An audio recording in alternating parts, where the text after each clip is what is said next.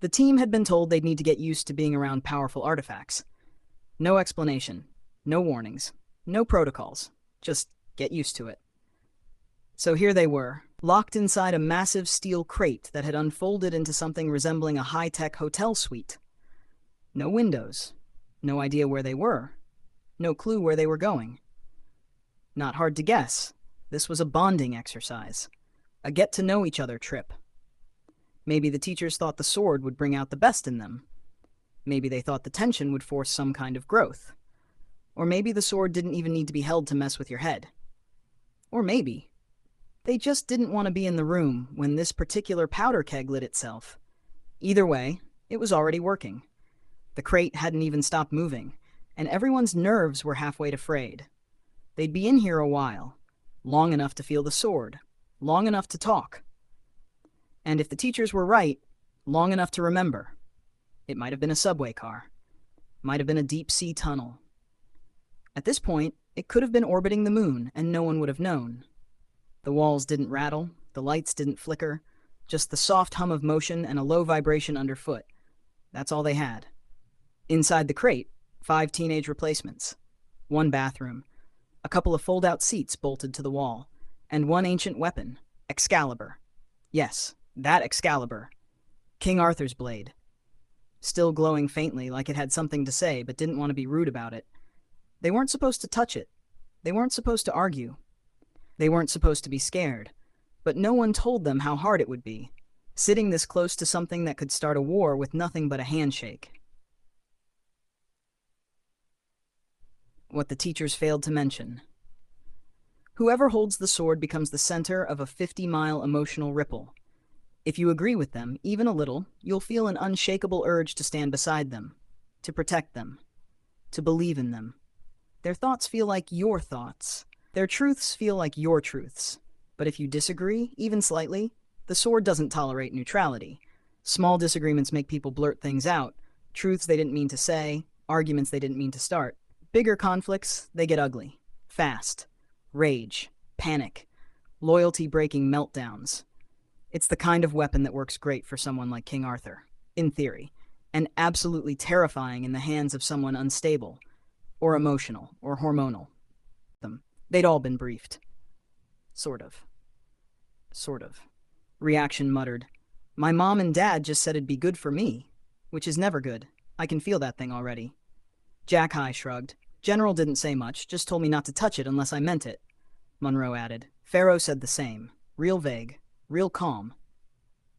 Then Viz said something random, too random to even track, and suddenly the group went quiet. All eyes landed on Edison. The new guy. No legacy teacher. No known sponsor. He'd just shown up a week ago. And he was the first one to look back at them. I'm sure you guys looked me up, he said casually. I saw a couple pings hit my security net. He wasn't wrong. The file was public, the footage archived. Most of them had watched it before they ever shook his hand. Edison leaned back, arms behind his head like he was lounging, but his eyes sparkled. Spotlight's on me. All right, I'll tell the story, he said. I was top of my class, best scores, best record, didn't matter. He shrugged like it was no big deal. They still saw me as sidekick material, said I wasn't flashy enough, not enough legacy, you know the type. The silence after that stretched a little too long. It felt like a challenge. So I changed the game, he said. 2-man team? Great, but a 5 squad? 5 heroes. No sidekicks? That's history in the making. His gaze locked on Jack High, especially if you've got the right person leading. For a moment, Jack High's expression flared, something sharp, almost primal, then cooled as he looked away. Reaction picked at a loose thread on their sleeve. Edison broke the eye contact, turning his head toward Excalibur. Honestly, I bet I could build something cooler than this old thing. He eyed the handle. Think it's got rust on it. Then he looked up again. But that's not my story, right? Reaction? He nodded once, almost like a dare. Tell us what really happened. A pause. No, like the real story. The room went silent. Not awkward silence, heavy silence. The kind that makes your ears ring. Everyone looked at the two of them. They all knew what Edison had just asked. They'd all heard the story, seen the dramatized movies, the school-approved documentaries, the cheap cartoons. There were so many versions. But only one person in this crate had been there. Reaction's eyes stayed on the sword, glowing faint, still, waiting. Fine, they said quietly. Their voice wasn't bitter, just tired, like someone opening an old wound because it wouldn't stop itching. Reaction was the first one to actually share.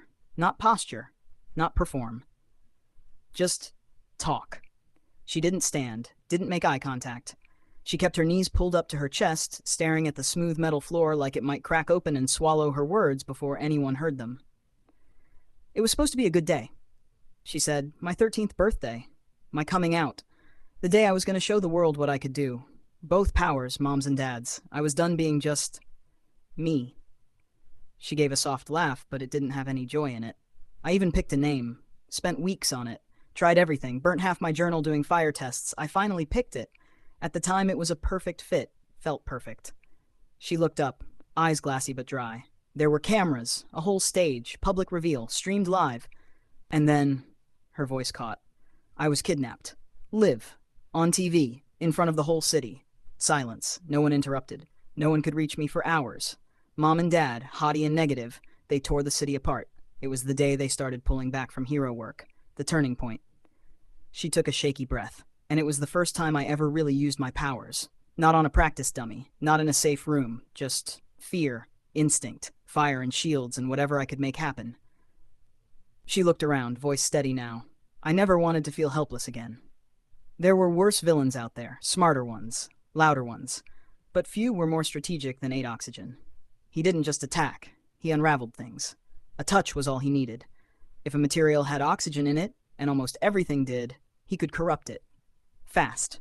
Steel? Rusted through in seconds. Electronics? He didn't short them out, he just degraded the oxide films, like whispering time into their circuitry.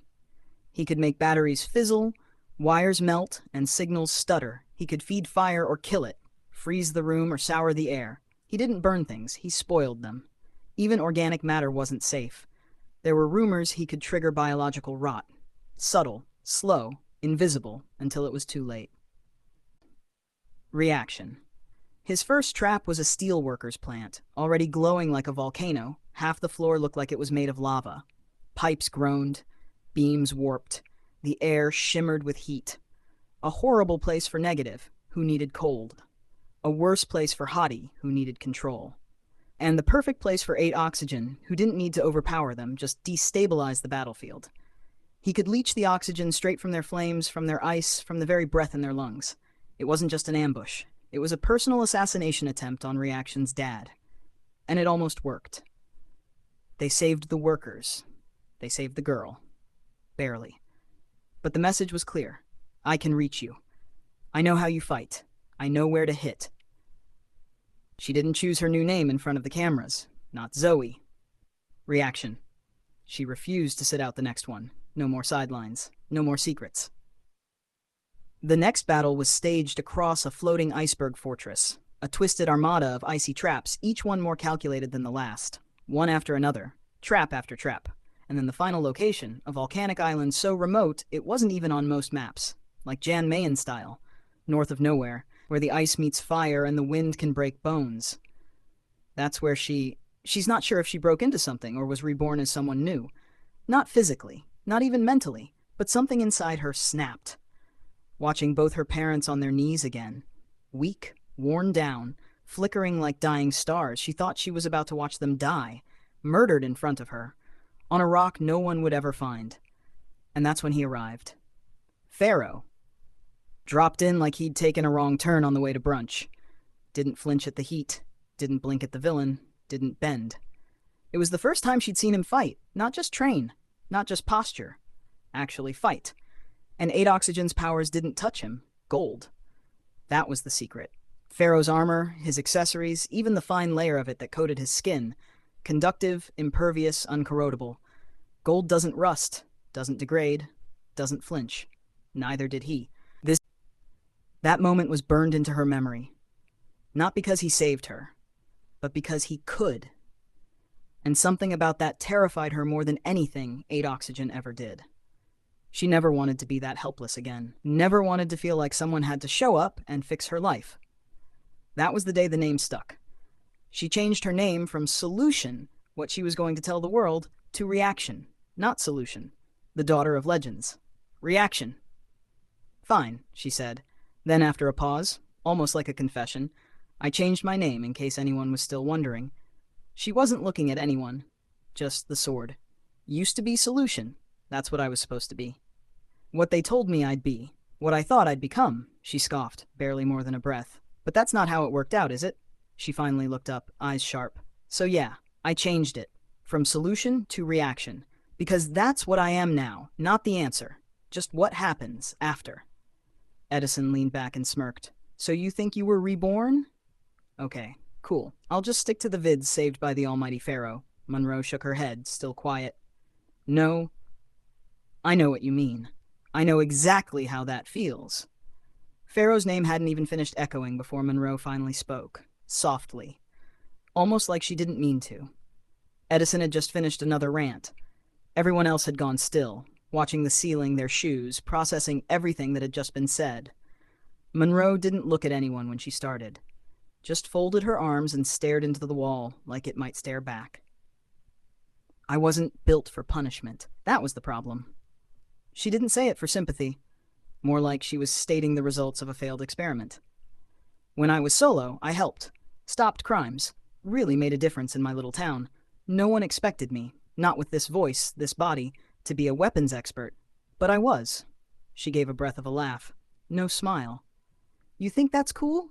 Try being a sick kid who just wanted to cut out a paper butterfly, and every time you pick up scissors, you see 20 ways to take out your entire classroom.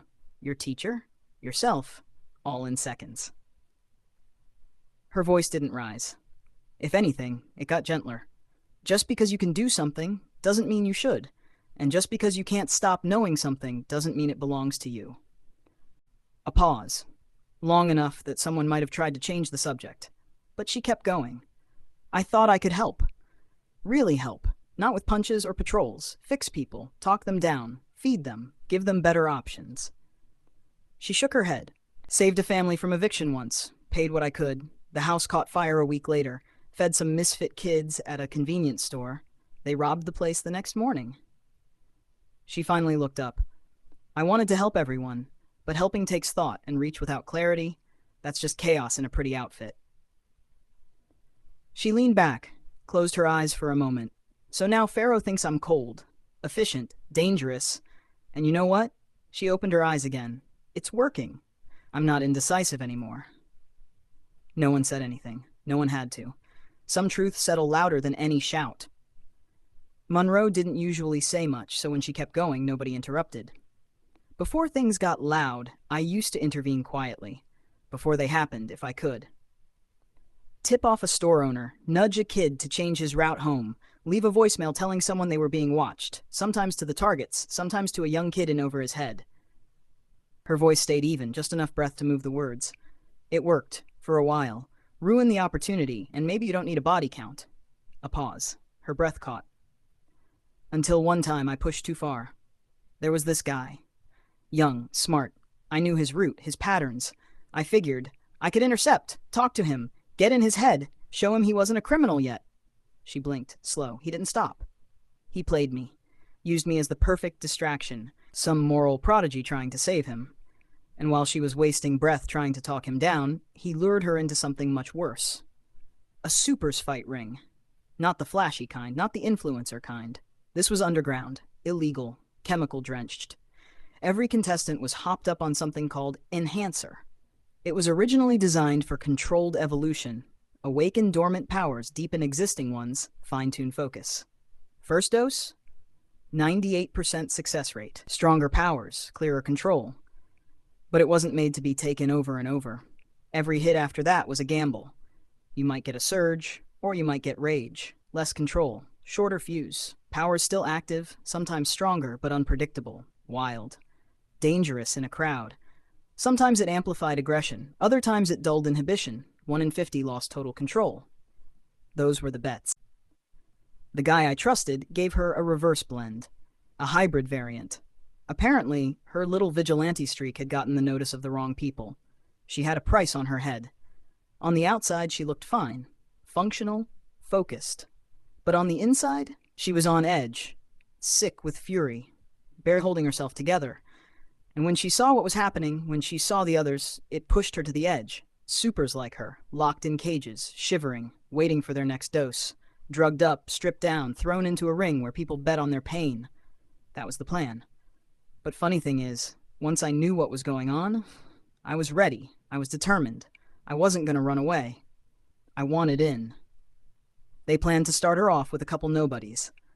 Let her win a few. Build hype. Then take her out with someone big. Everyone makes a little money. Quiet cleanup. No witnesses. No headlines. Except, for that plan to work, she would have had to still be beatable. They had bad information.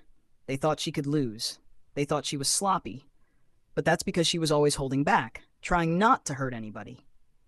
Because if she stopped worrying about that, if she let go, her ability to see every weapon in the room and become an expert with it instantly outclassed everyone. They didn't know her powers. They didn't know her at all. She didn't say what happened next. She didn't need to. The room was quiet. Even Excalibur, humming faintly in its mount, felt like it was listening. Monroe didn't know if she could lose. Not really. She'd never felt underpowered. At worst, she was outnumbered, outpositioned, never outclassed. And even then, it never lasted long. She didn't stop fighting until the judges fled, until anyone who looked even remotely affiliated had run screaming from the building. Some of them might still be in a hospital. Some of them might not be.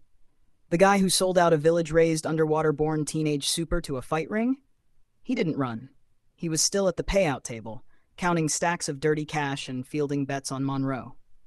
She stood across the room, dripping blood, gripping two broken pieces of pipe like they'd always been hers. Her eyes sparked across the distance, probably literally. He bolted. Didn't make it far. He hit a dead end in the parking garage, breathless, cornered. Put his hands up. "Hey, come on. We did good here tonight," he said. "You did exactly what I thought. I just gave you a little extra bump. That whole do-gooder thing doesn't work for you." His power was persuasion. Silver tongue. He could talk most people into anything. So she cut it. Not all of it, just enough to remember. Split it lengthwise. Took the left half. The half he always stuck out when he smirked. "Fix your ways," she told him, "or I come for the rest." Good.